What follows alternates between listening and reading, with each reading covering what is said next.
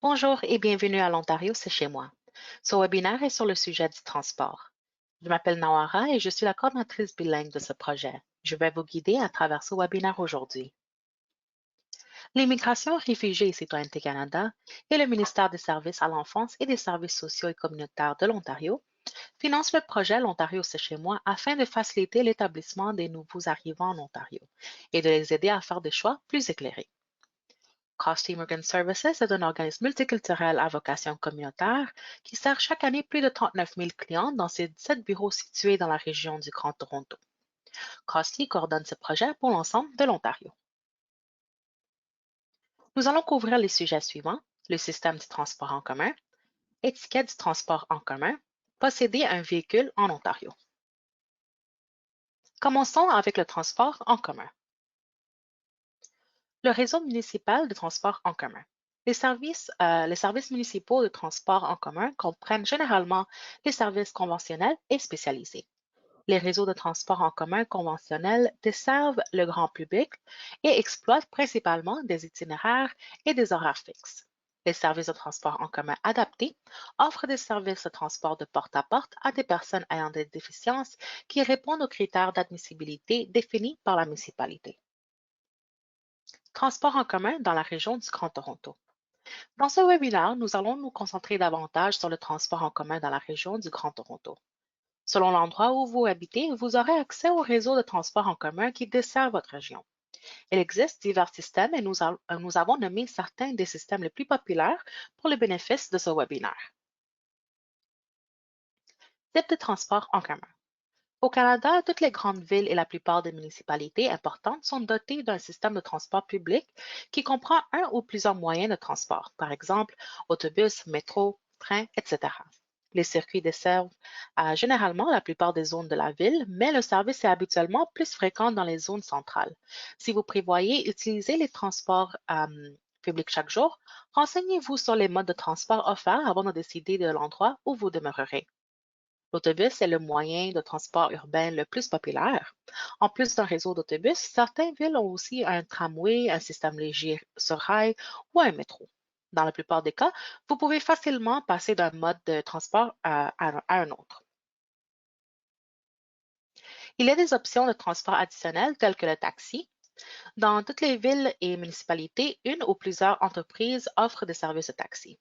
Les taxis ont des compteurs automatiques qui calculent le coût de la route en fonction de taux établis. Ce coût varie selon la distance parcourue et la durée de la route. Les tarifs sont fixes et non négociables. Vous devez payer le montant indiqué sur le compteur une fois rendu à la destination.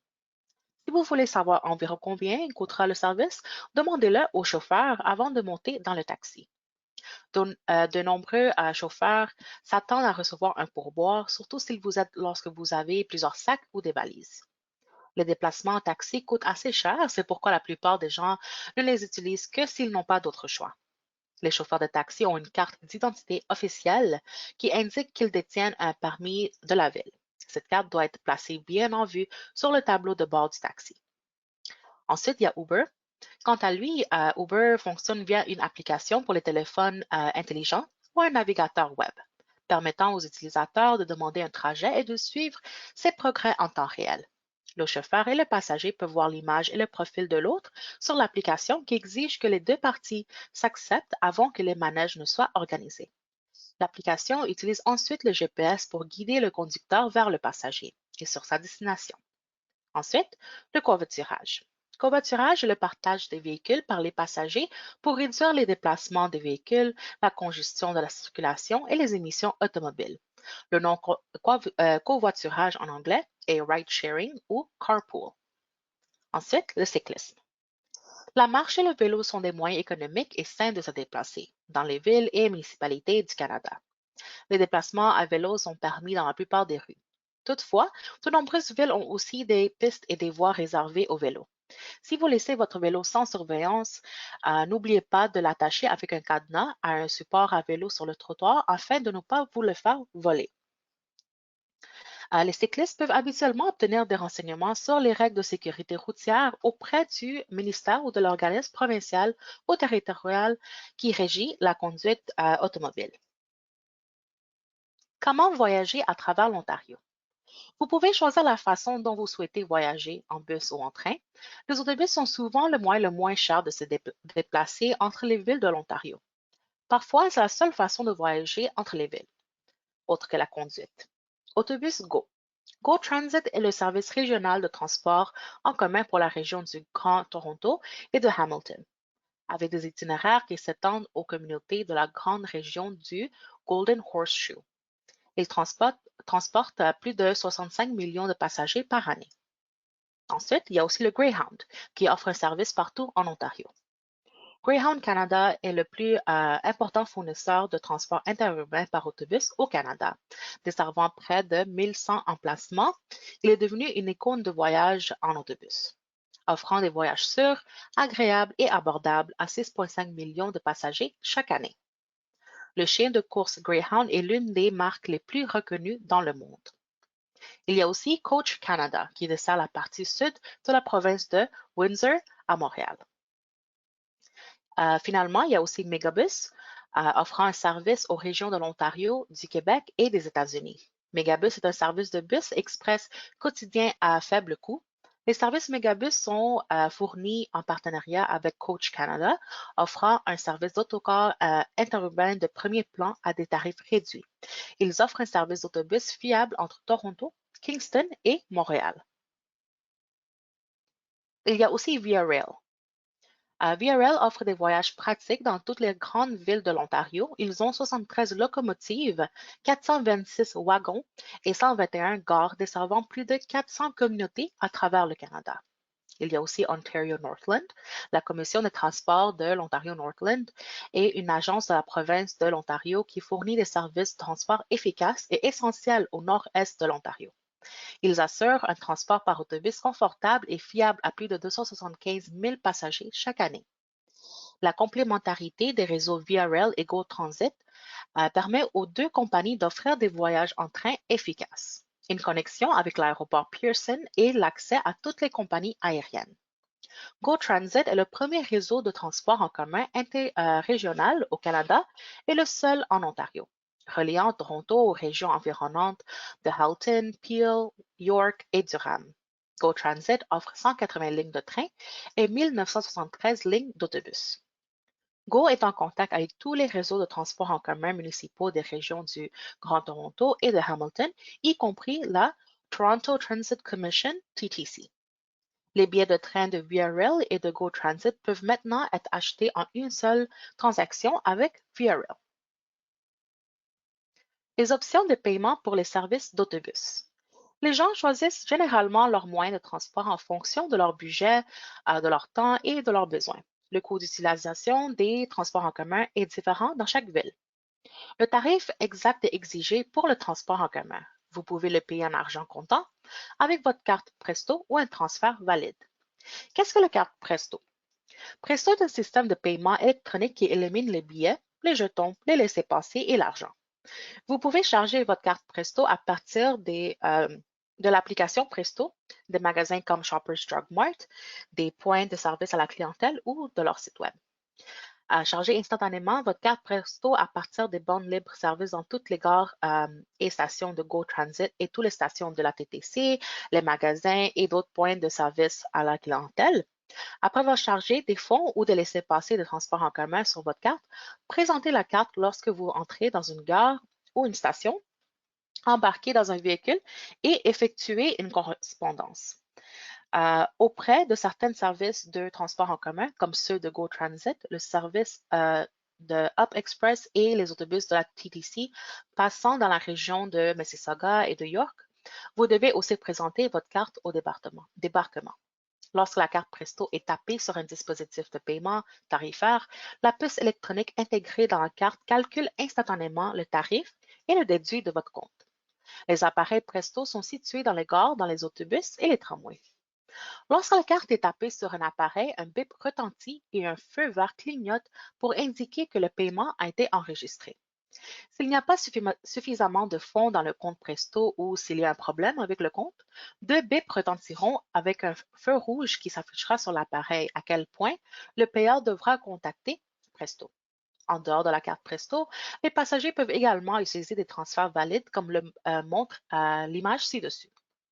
Lorsque les tarifs sont payés en espèces et que le passager doit voyager à bord de plus d'un autobus ou d'un train pour atteindre sa destination, le passager doit demander au chauffeur un transfert au moment de payer son billet. Un transfert est valable pour les trajets illimités au même niveau de tarif dans n'importe quelle direction pour un nombre de 2 heures et demie. Étiquette du transport en commun. Lorsqu'on prend un moyen de transport public comme l'autobus ou le train, il est important de comprendre les règles tacites que l'on doit respecter lorsqu'on partage un lieu commun. Voici quelques conseils à en prendre note. Position, son et bagages. Si vous êtes assis, en particulier dans les zones spécifiques désignées du métro, jetez un coup d'œil autour de vous aux arrêts pour vérifier s'il y a quelqu'un qui a besoin de votre siège. Si tous les sièges sont occupés, il est courtois de laisser votre siège à une personne âgée ou handicapée ou encore à une femme enceinte ou à un adulte accompagné de jeunes enfants. Si vous écoutez de la musique sur vos écouteurs, veuillez garder le volume bas. Soyez courtois et respectueux à l'égard des personnes qui vous entourent. Par exemple, parlez sur un ton modéré lorsque vous vous adressez à quelqu'un ou que vous faites un appel téléphonique.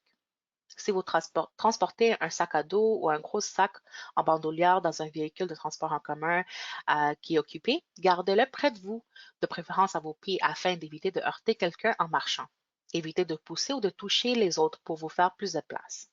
Il arrive que les véhicules de transport public soient occupés. Il est important de demeurer calme et de laisser aux autres suffisamment d'espace. Si vous êtes penché par la porte, déplacez-vous hors de la voie. Lorsque la voiture s'arrête, parfois, cela vous obligera à réellement descendre de la voiture et de revenir sur. Gardez à l'esprit que les gens ont besoin de sortir autour de vous. Ne vous appuyez pas sur les poteaux, sauf si la voiture est presque vide. Les gens en ont besoin pour s'accrocher. Les sièges prioritaires. En vertu des règlements provinciaux, les sièges prioritaires sont obligatoires en vertu de la loi sur l'accessibilité pour les Ontariennes et Ontariens handicapés. Les passagers doivent quitter les sièges désignés s'ils sont requis par un passager handicapé. En ce qui concerne le transport en commun, les personnes handicapées ou ayant des besoins spéciaux sont prioritaires. Les sièges de courtoisie sont destinés à offrir des sièges privilégiés aux personnes qui en bénéficieront. Êtes-vous malade? Si vous êtes très malade, s'il vous plaît, essayez d'éviter le transport en commun à tout prix, sauf pour aller au bureau du médecin ou aller à l'hôpital. Si vous devez tousser ou éternuer, faites-le dans votre coude au lieu de votre main. Soyez poli. Si vous devez passer par quelqu'un, accidentellement trébucher ou pousser dans quelqu'un, dites excusez-moi ou quelque chose de cette nature. Ne prenez pas de siège. Cela comprend assis sur le siège extérieur et refusant de se déplacer, à moins que la voiture soit presque vide. Votre sac n'a pas besoin d'un siège. Si vous devez parler sur votre téléphone, gardez votre voix aussi bas que vous le pouvez et gardez à l'esprit que nous nous partageons tous dans votre conversation. Parler de sujets intensément personnels doit généralement être évité. Ne tenez jamais les portes ouvertes si vous ne pouvez pas le faire le temps, si vous ne pouvez pas atteindre au train ou l'autobus à temps, attendez qu'une autre voiture vienne. Déchets, nourriture, etc. Ne mettez pas vos pieds sur les sièges. D'autres personnes doivent s'asseoir là après vous. Ne laissez pas vos ordures. Il y a des contenants d'ordures et de recyclage à chaque arrêt. Utilisez-les. Cela comprend la gomme à mâcher qui n'appartient pas sous les sièges. Je sais que vous voulez gagner du temps, mais s'il vous plaît, faites votre toilette à la maison. Si vous allez manger de la nourriture, pensez à la façon dont elle pourrait affecter ceux qui vous entourent. Est-ce un aliment extrêmement odorant? Est-il facile de s'en renverser ou de faire un dégât? Mangez-le plus tard. Lorsque vous arrivez au tourniquet, préparez votre laissez-passer, jetons ou pièces de monnaie, etc. Ou bien mettez-vous à côté pour laisser passer les autres jusqu'à ce que vous le fassiez. Ceci est particulièrement répandu pendant les heures de pointe. Lorsque vous prenez l'autobus, le train ou le tramway, on vous demandera de vous diriger vers l'arrière, surtout s'il y a beaucoup de passagers. N'oubliez pas de bien vous tenir si vous ne voulez pas tomber durant les déplacements. Habituellement, il est interdit de manger dans les véhicules de transport public, donc laissez pas de déchets dans les véhicules et évitez de faire votre toilette sur le train. Accessibilité. Les personnes handicapées n'ont pas à s'inquiéter des mesures d'adaptation dans le réseau de transport en commun. Il y a des ascenseurs ou des rampes disponibles pour ceux qui ont besoin de ce genre de soutien. Il y a des dispositifs d'agenouillage aux portes d'entrée. Certains transports en commun ont deux zones de fauteuils roulants ou scooters, où les scooters ou les fauteuils roulants peuvent être stockés pendant le voyage du passager. Le symbole bleu international de fauteuil roulant est également affiché sur les côtés avant de passagers, fournissant la conscience de l'accessibilité. Services de transport supplémentaires. Il y a le transport scolaire. Les commissions scolaires locales organisent le transport pour emmener vos enfants à l'école. Il y a aussi le transport de santé. Les ambulanciers publics ou privés, les hôpitaux, les agences de soins de longue durée peuvent vous aider à vous rendre dans les centres médicaux. Et il y a aussi le transport social. Les agences au service des personnes ayant une déficience intellectuelle, les garderies, les services de réadaptation professionnelle et d'autres agences de services sociaux peuvent vous aider à vous déplacer en ville. Transport en commun accessible. Les moyens de transport public offrent souvent des services spéciaux destinés aux personnes qui souffrent d'une incapacité physique. Dans de nombreuses villes et municipalités, il y a aussi des services de transport qui sont réservés aux personnes à mobilité réduite, comme des autobus adaptés. Ce service a des noms différents dans chaque domaine, par exemple Wheeltrans ou Mobility Plus. Wheeltrans est un service de transport en commun spécialisé accessible à Toronto, au Canada, fourni par la Toronto Transit Commission TTC. Ce service offre un service de transport en commun accessible porte à porte aux personnes ayant une déficience physique à l'aide de minibus accessibles ou de taxis accessibles sous contrat. Avec ce système, vous pouvez décider quand et où vous souhaitez être ramassé. Les critères d'admissibilité. Pour obtenir ce service, la personne doit satisfaire aux critères d'admissibilité. Tous les candidats Wheeltrans sont tenus d'assister à une entrevue en personne pour déterminer leur admissibilité. Il y a aussi réservation d'abonnement. C'est là que vous êtes pris en charge à la même heure et l'emplacement sur un horaire régulier. C'est utile si vous avez besoin de ce service pour vous rendre à l'école ou au travail, par exemple. Les services d'autopartage. Les services d'autopartage sont disponibles dans les grandes villes comme Toronto, Ottawa, London ou Hamilton. Un service d'autopartage aura des voitures et des camionnettes stationnées dans toute la ville. Ces voitures sont disponibles à la location à l'heure. Les membres du service réservent un véhicule à proximité en ligne. Ensuite, ils utilisent leur carte de membre pour déverrouiller la voiture à l'heure prévue. Toute personne titulaire d'un permis de conduire et d'une carte de crédit de l'Ontario valide peut devenir membre d'un service d'autopartage. Il y a des restrictions d'âge. Vous pouvez vous inscrire en remplissant une demande en ligne et en payant une somme modique. Le service vérifiera votre dossier de conduite. Il existe plusieurs compagnies qui offrent ces services tels que Zipcar, Enterprise Car Share, Car2Go et Community Car Share. Acheter un véhicule en Ontario. Il peut être coûteux de posséder et de conduire une voiture. Vous devez payer les frais d'exploitation tels que l'essence et l'entretien et les frais de propriété comme l'assurance et un prêt automobile. Acheter un véhicule. Vous pouvez acheter une nouvelle voiture directement auprès des concessionnaires automobiles. Les voitures neuves ont des garanties et des ententes de service. Le concessionnaire automobile vend également des voitures d'occasion qui n'ont que quelques années d'usage. Ces voitures peuvent encore avoir des garanties et des accords de service. Beaucoup de gens empruntent de l'argent pour acheter des voitures neuves et d'occasion, puis font des paiements mensuels. Il y a des prêts d'automobile et sont souvent organisés par le concessionnaire. Les voitures d'occasion coûtent moins cher, mais elles n'ont pas de garantie ou d'attente de service. Ils sont vendus par les concessionnaires de voitures d'occasion, les mécaniciens et les individus. Vous devez payer l'impôt sur une voiture même si vous l'achetez de quelqu'un qui le vend en privé. Toutes les voitures, fourgonnettes, camions, motocyclettes doivent être immatriculées dans la province où vous vivez. Les véhicules immatriculés ont des plaques d'immatriculation à l'avant et à l'arrière de la voiture. Chaque année, ces plaques d'immatriculation doivent être renouvelées et un autocollant sera fourni par la province. Après avoir payé les frais de renouvellement, les propriétaires de véhicules obtiennent un autocollant de date à mettre sur la plaque d'immatriculation arrière. Il y a des frais annuels pour le renouvellement de la plaque. N'oubliez pas que si les plaques d'immatriculation sont expirées, la police peut arrêter la voiture. La preuve de propriété est un document qui montre à qui appartient le véhicule. Ce document doit être conservé dans la voiture. Lorsque la police arrête une voiture, elle peut demander des renseignements sur la propriété. Assurez votre véhicule. Il est illégal de conduire une voiture ou un autre véhicule qui n'a pas d'assurance. Les propriétaires doivent payer l'assurance sur leur véhicule. L'assurance est pour la voiture, pas pour le conducteur. Il y a des couvertures qui suivent la voiture et les couvertures qui suivent le conducteur. En général, l'assurance automobile suit la voiture au lieu du conducteur, mais les détails d'une réclamation peuvent différer puisque les lois d'assurance et la couverture varient selon la police. La couverture et l'état traité. L'Ontario a une assurance sans faute. Peu importe qui ou ce qui cause l'accident, votre compagnie d'assurance doit payer pour les dommages causés à votre voiture. Il existe de nombreuses compagnies d'assurance automobile en Ontario. Il est important de se renseigner sur les options offertes de plusieurs entreprises pour trouver la meilleure option. Entretien d'un véhicule.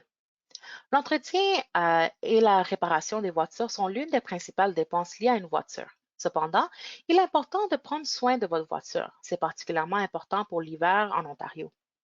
L'entretien préventif aide à maintenir votre voiture en bonne santé. Cela signifie prendre votre voiture à un mécanicien pour vérifier tous ses systèmes. Le manuel du propriétaire comprendra un horaire de service qui explique quand l'huile doit être changée, quand les freins et autres systèmes doivent être vérifiés par un technicien. Les voitures de 7 ans doivent passer un test d'émission pour s'assurer qu'elles ne créent pas trop de pollution. Un entretien régulier peut aider à réduire les émissions de vieilles voitures. Les pneus d'hiver sont faits pour rouler dans la neige et la glace. Les pneus de saison ne fonctionnent pas aussi bien dans la neige et la glace. Les pneus d'hiver vous offrent un rabais sur votre assurance. De nombreuses personnes en Ontario changent leurs pneus au printemps et à l'automne et entreposent leur deuxième ensemble de pneus. Coût d'entretien d'un véhicule privé. Selon l'Association canadienne des automobilistes, il en coûte entre 8 500 et 13 000 par année pour posséder et exploiter un véhicule à moteur au Canada. Le prix de l'essence fluctue fréquemment et sont souvent à la hausse. Si vous choisissez d'acheter un véhicule, assurez-vous qu'il est éco-énergétique. L'entretien régulier des véhicules est nécessaire pour des raisons de sécurité et pour éviter que sa valeur ne baisse trop rapidement. La vitesse de conduite, le freinage et la pression de l'air affectent la durée de vie des pneus. Si vous conduisez à basse vitesse, freinez doucement et maintenez la bonne pression d'air. Vos pneus dureront plus longtemps. Louer un véhicule. Si vous avez un permis de conduire, vous pouvez louer une voiture, une fourgonnette ou un camion chaque fois que vous en avez besoin. Certaines entreprises se spécialisent dans la location de voitures. D'autres entreprises se spécialisent dans les fourgonnettes de cargo et les petits camions pour le transport et le déménagement. Vous pouvez louer des véhicules par jour, la semaine ou par mois. En plus, des frais de location, vous devez payer pour l'assurance. Si vous êtes propriétaire d'une voiture, votre assurance peut couvrir les voitures de location. Entre autres, certaines cartes de crédit comprennent l'assurance voiture de location dans les services. Vérifiez toujours attentivement le contrat pour vous assurer de comprendre les frais supplémentaires. Il y a quelques restrictions d'âge pour louer des voitures, des fourgonnettes et des camions. Vous devez aussi payer pour votre propre essence. Parlons maintenant à propos des ressources du projet Auto. Vous pouvez visiter le site web de l'Ontario, c'est chez moi, où vous pouvez trouver des ressources que vous soyez déjà au Canada ou que vous prépariez à venir ici. Il y a un guide de consultation qui contient les renseignements généraux dont vous aurez probablement besoin pour vous établir en Ontario. Le contenu de chacune des 6 sections s'applique à l'ensemble de la province et comprend les sites web et les numéros de téléphone des services gouvernementaux appropriés. Il est disponible en anglais, français, arabe, chinois, punjabi, russe, espagnol, farsi, tamil et ourdou. Il y a aussi un livret qui est disponible en anglais et en français. Vous pouvez télécharger les versions numériques de ces cahiers. Si vous êtes au Canada, vous pouvez avoir des copies imprimées. Si vous participez aux ateliers de l'Ontario, c'est chez moi. Nous avons aussi développé des fiches d'information sur plusieurs sujets qui sont faciles à lire et à comprendre. Toutes les fiches sont disponibles sur le site web.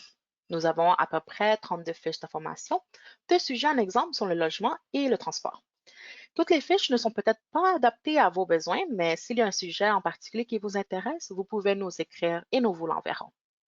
Sur le site de O2O, vous pouvez également créer votre propre plan d'établissement pour assurer une transition en douceur vers votre nouveau chez vous. Les plans d'établissement peuvent vous aider à donner un aperçu de vos objectifs, à mettre en évidence où concentrer vos efforts et agir comme un outil pour mesurer vos progrès. Vous pouvez aussi trouver des listes de vérification en ligne. Une liste de vérification est un outil utile pour garder une trace des tâches à accomplir. Nous sommes rendus à la fin de ce webinaire. Merci beaucoup d'avoir pris le temps d'écouter. Si vous avez des questions, n'hésitez pas à nous contacter par courriel ou par téléphone. Vous pouvez aussi visiter nos sites web pour avoir accès aux ressources mentionnées dans la diapositive précédente. Merci beaucoup et bonne journée.